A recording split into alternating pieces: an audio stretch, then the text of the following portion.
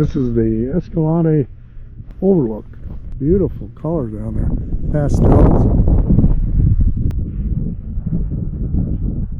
Man.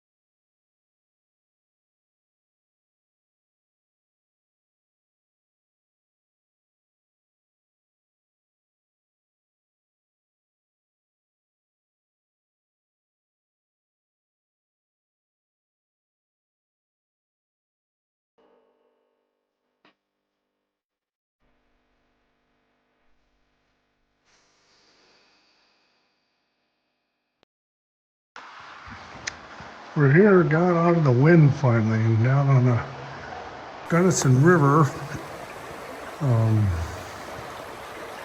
It's pretty nice here. Pretty good painting across the way there, maybe. This is a bridge over the river. And I think there's a kind of a cool painting. Nice sandy bank here. I'm surprised there's not a homeless camp down here and make a good one.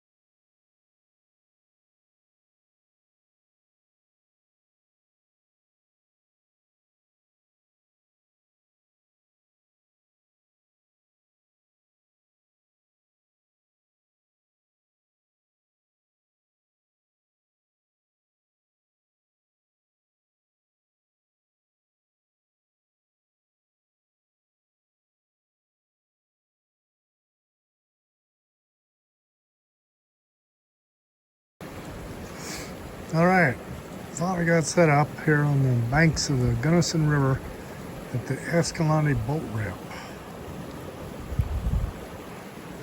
Now what we've got here, what I want you to, we've got the Let me dip this up so you can see. So I've got this couple different beautiful areas here. I've got the rim on the back. If I put my hand in here, the focus is on my hand, so I'm not going to do that. Well, we've got that mesa in the back that's kind of a light pinkish color, and it comes down to the gray, beautiful grays in those cottonwoods. Below that, we've got a little bit of lavender and some burnt sienna, rusty color in the willows. Then we've got the river, kind of a bluish green. This beautiful yellow ochre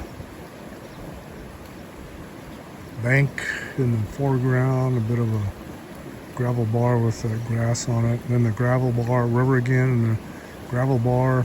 It's just some great stuff going on. I've got my usual palette here. The usual palette of French ultramarine blue, titanium white, yellow ochre, lemon yellow, cad yellow, alizarin crimson, burnt sienna, and sap green. And there's a couple other colors that I've got on my regular palette, but I want a little bit of French ultramarine blue. Burnt sienna is my a little too dark for sketching in.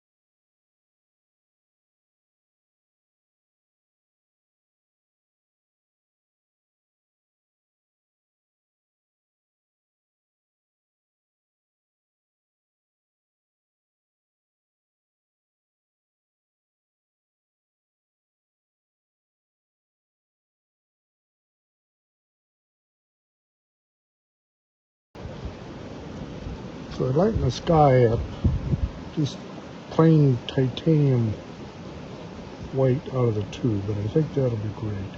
Now I'm gonna just start building some of this features, I guess.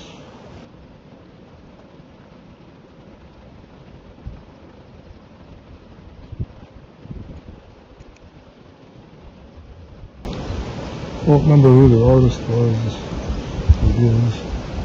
but he said he loved painting under this skies like this because you don't have to worry about chasing the light. Everything stays pretty constant.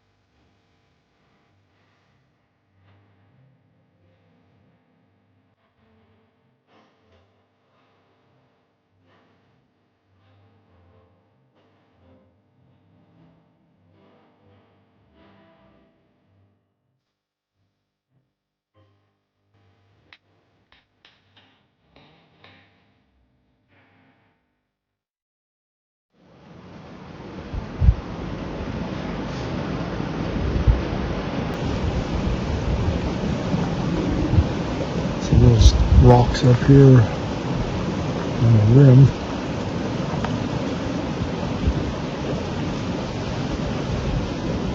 And it's all about soft color, isn't it?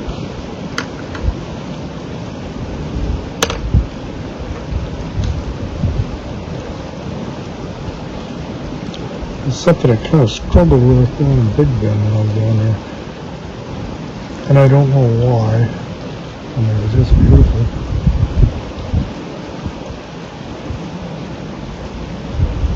I guess what I struggled with was realizing that that was the case. That it was soft pastel desert colors.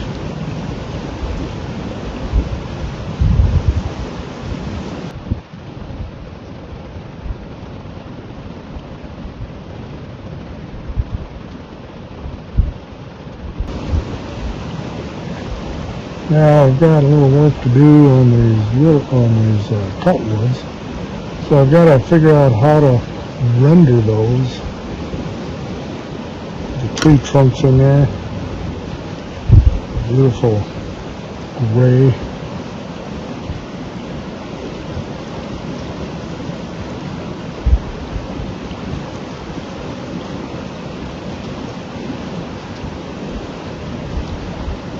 Get those tree trunks. Some of this back in here is a little darker just because it's not catching the light as much as the upper parts. The branches, and of course all of this in here is a lot finer.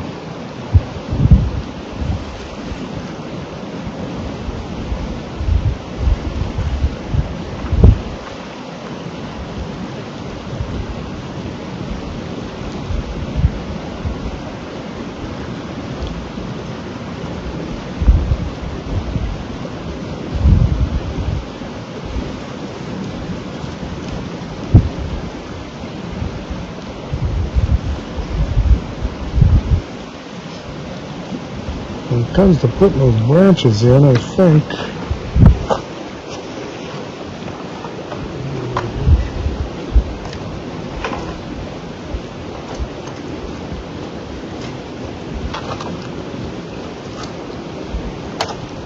I'll try this little guy. I don't know what this is. And you make some dark up with some French ultramarine blue and sienna, dark gray. I don't want them black, I just want them dark.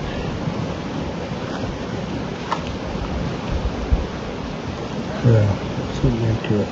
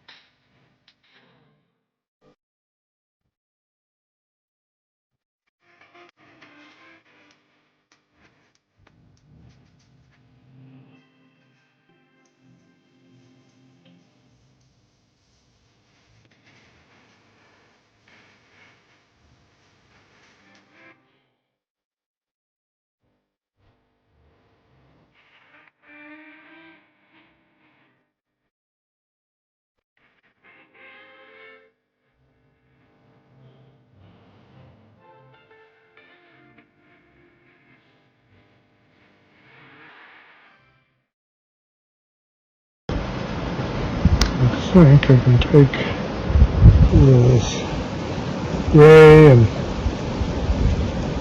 knock it around here a little bit.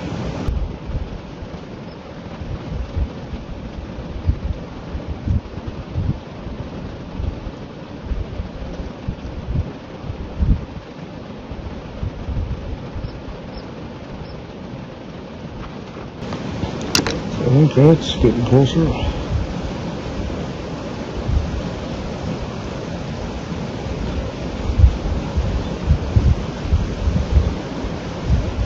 These trunks, these cottonwoods are really thick in here.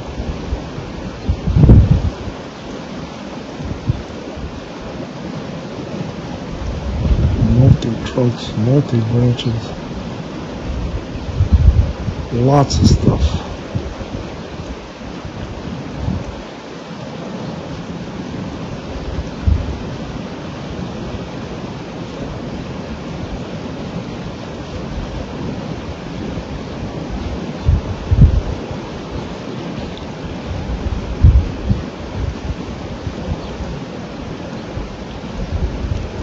Some of this can get tidied up like in the studio.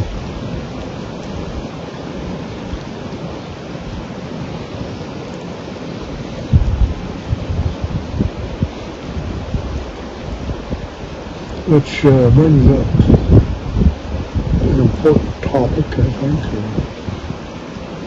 Today's plein air events are all about finishing a painting on location within a time frame. I used to do a bunch of them. I got tired of it. But I think for me, the way I was taught and the way I've learned it is that plein air painting is used, painting on location is used to gather some information, simply put, and how complete you want to make that information is up to the individual artist.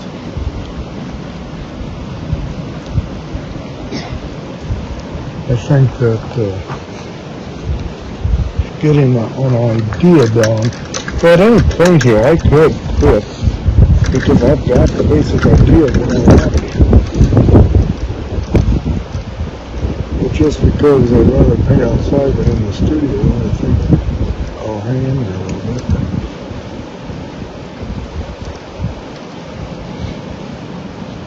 That's probably a little bit more definition there. That's better. Get a little dark and indicate these rocks, this rock formation.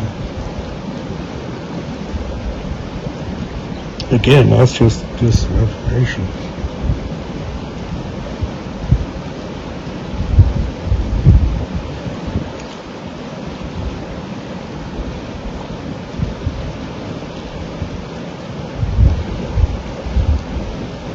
Observation. And see, a lot of this you'd never get on before. That's why it's so important to get out on location. Stand here and see the colors. Even on a day like this, colors are kind of flat. I mean, nothing real popping. Just soft pastel desert colors.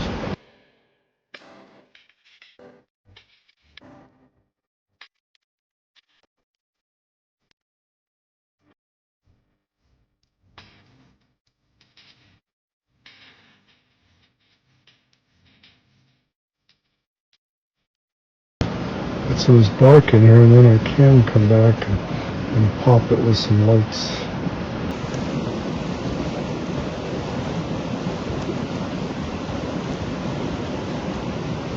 Yeah, look at here. So that's gonna show off these cottonwoods a little better, just by making that a little darker.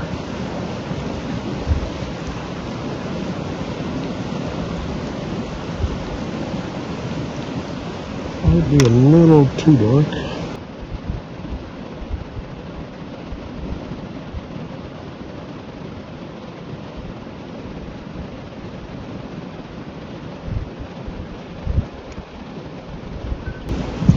I'm just trying not to draw a lot of attention to this mesa back here. It's just support material. I'm really kind of interested in these cottonwoods more than anything.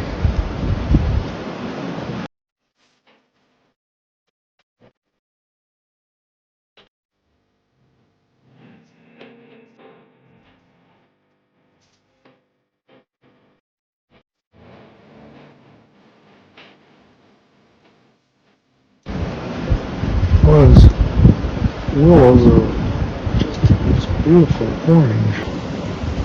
Kind of lizard crimson burnt orange maybe. I'm sure that's right.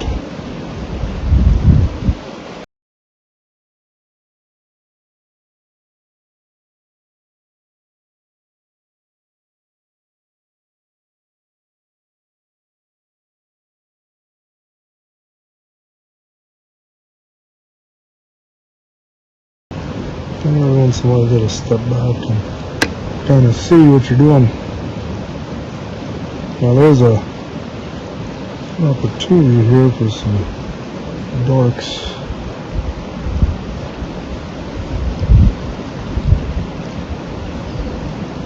At the base of these willows.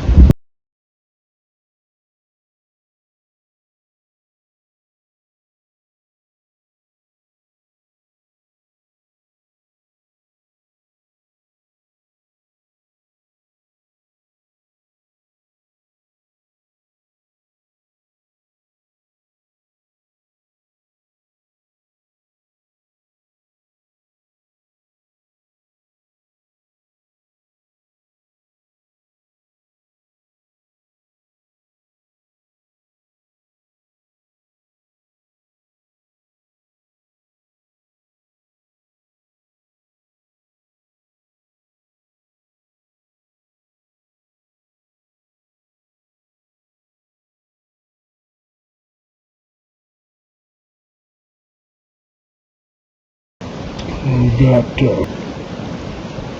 this gravel,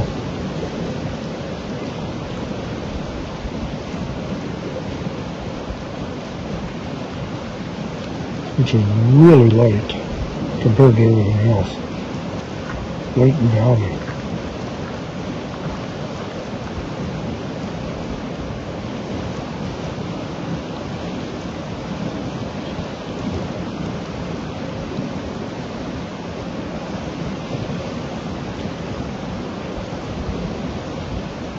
It's even lighter than those trees. Way dark.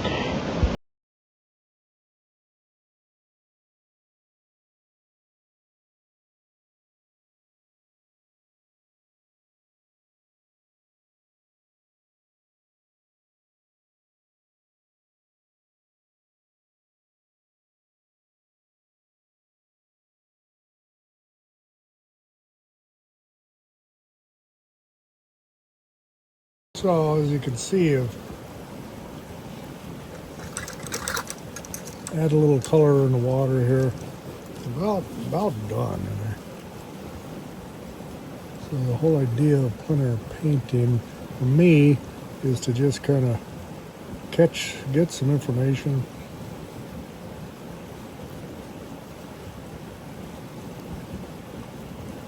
And I may or may not finish this even more back in the studio. I have an indication of water here, so it's the river.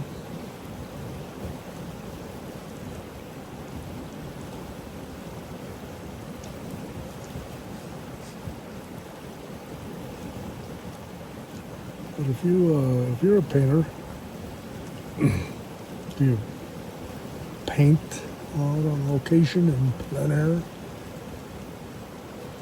And if you do, why? I do it so I can gather this information as I'm doing right now, today. And whether the whole idea of making a finished painting, per se, as opposed to a sketch, that's just a personal thing. The plein air movement today is all about finished paintings out on location, and that's fine, but I used to do that, do the shows, and I just got tired of having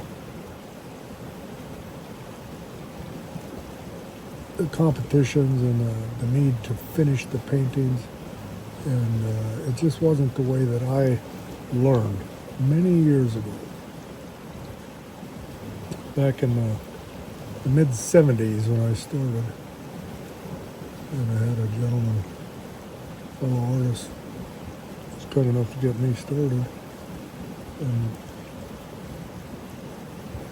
And he was a big fan of the idea of just using plein air paintings, going out on location and just using the information, gathering information. That's what it was all about for him. And that's the way I learned. All right. we're going to call it good. Let me know in the comments what you think. And if I do any more to it back in the studio, I'll sure let you know. I see a few things that I could touch up, but I don't know that it's absolutely necessary at this point. But we'll see, I might change my mind later.